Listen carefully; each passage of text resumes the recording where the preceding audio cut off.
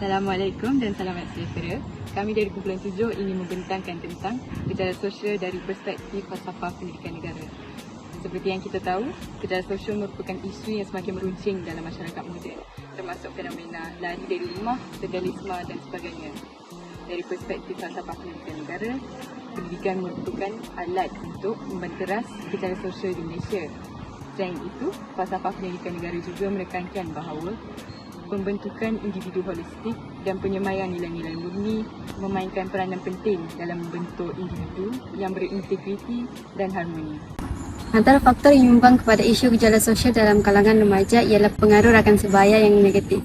Tidak hanya melibatkan pelajar universiti, isu ini dikembangkan dalam kalangan pelajar yang masih menuntut di bangku sekolah. Pada umumnya, pelajar sekolah adalah golongan remaja yang senang terpengaruh dengan pelbagai tawaran menarik daripada rakan sebaya. Mereka tidak boleh menolak tawaran tersebut kerana takut akan disisakan daripada persekitaran dan seterusnya menjerumus kepada kes buli di sekolah. Statistik penagih dada yang dikesan oleh Agensi Anti Dada Kebangsaan AADK sepanjang 5 tahun menunjukkan golongan remaja adalah golongan yang mudah terpengaruh dengan penyalahgunaan bahan ini. Masalah ini sangat menyimpangkan kerana ia tidak hanya memusnahkan hidup golongan remaja, ia juga memberikan impak yang sangat besar kepada pihak keluarga, masyarakat dan umumnya kepada negara. Isu ini perlu dipandang lebih serius seiring dengan falsafah pendidikan kebangsaan yang ingin melahirkan warga negara yang berpengetahuan, berketerampilan, berakhlak mulia, bertanggungjawab dan berkeupayaan mencapai kesejahteraan diri serta memberi sumbangan kepada keharmonian dan kemakmuran keluarga, masyarakat dan negara. Pemusatan disiplin di sekolah turut menjadi punca gejala sosial yang berlaku dalam kalangan pelajar apabila terdapat segelintir pihak sekolah yang tidak mengenakan hukuman tegas terhadap pelajar yang melanggar peraturan sekolah yang menyebabkan mereka menjadi berani untuk melakukan perbuatan yang sama berulang kali. Kajian Azizah 2002 mendapati pelajar yang pencapaiannya tinggi kurang melibatkan diri dengan salah laku jenayah berbanding dengan pelajar yang pencapaiannya sederhana dan rendah. Tabiat buruk yang ditunjukkan sejak di bangku sekolah lagi ini pasti akan memberikan persepsi yang negatif dari orang ramai dan menyukarkan mereka untuk masuk ke menara gading maupun alam pekerjaan. Jelaslah di sini bahawa kemusatan disiplin di sekolah yang menjadi punca gejala sosial bertentangan dengan falsafah pendidikan kebangsaan yang menekankan pembentukan insan bermoral dan beretika. Gejala sosial memberi kesan negatif terhadap individu dan remaja yang terlibat. Mereka yang terlibat akan dipandang rendah dan dicemooh oleh masyarakat sekeliling.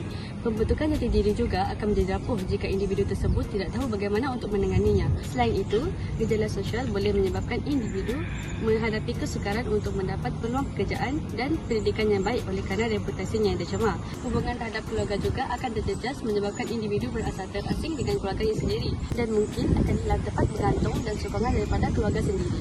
Kesan gejala sosial juga boleh memudaratkan kesihatan diri dan kesihatan mental yang boleh menyebabkan kemurungan. Saya akan membincangkan tentang kesan gejala sosial berdasarkan perspektif masyarakat. Gejala sosial memberi impak yang besar terutama kepada ketidakstabilan kekeluargaan. Jadi menurut penyelidikan Arif dan Wadah pada tahun 2006, ibu bapa yang jarang berada di rumah menyebabkan anak-anak kurang mendapat kasih sayang. So anak-anak yang kurang mendapat kasih sayang lebih suka bergaul dengan rakan-rakan dan menyebabkan melakukan aktiviti yang negatif. Jadi ibu anak sering berasa tinggalkan dan ibu bapa tidak mengambil berat akan mereka. Anak-anak akan merasa hilang tempat mengadu dan menganggap ibu bapa mereka tidak mengambil berat akan keperluan mereka, menyebabkan mereka terjerumus dalam aktiviti negatif. So, gejala sosial bukan sahaja menjejaskan individu tapi juga mengganggu keharmonian dan kestabilan sosial. Kurangan perhatian dan kasih sayang daripada ibu bapa menyebabkan anak-anak terlibat dalam aktiviti negatif, menjejaskan jati diri dan reputasi masyarakat. Saya pula akan membincangkan tentang langkah menangani gejala sosial.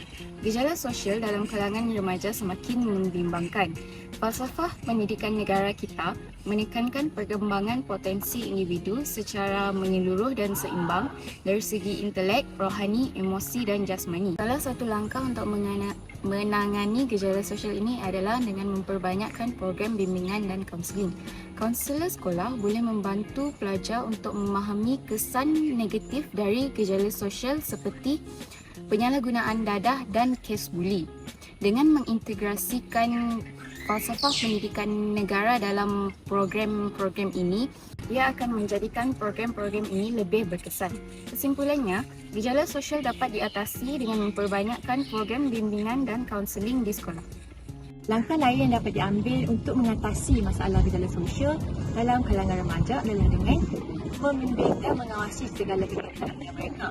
Kali ini, kerana masalah gejala sosial ini berlaku disebabkan oleh ibu bapa yang tidak berapa berat tentang tingkah laku anak-anak mereka. Sebagai orang yang terdekat dengan golongan remaja, ibu bapa dan guru perlu memainkan peranan yang penting untuk memastikan mereka menggunakan portal media dengan betul dan mengawal segala jenis maklumat yang diperoleh oleh mereka. Golongan muda perlu dibimbing untuk membina jati diri yang berkualiti supaya dapat menjadi individu yang unggul dan dinamis. Kesimpulannya, gejala sosial yang melanda masyarakat kita pada hari ini adalah merupakan cerminan dari kelemahan dalam pembentukan sahsiah dan nilai-nilai murni individu. Dari perspektif falsafah pendidikan negara adalah jelas menyatakan bahawa pendidikan memainkan peranan yang sangat penting dalam membantras masalah ini. Oleh itu, usaha untuk mengatasi masalah gejala sosial ini haruslah bermula dengan pengukuhan sistem pendidikan kita. Transformasi pendidikan bukan sahaja dapat membantu dalam mengatasi masalah gejala sosial, malah dapat menjamin masa depan negara yang lebih cerah dan makmur.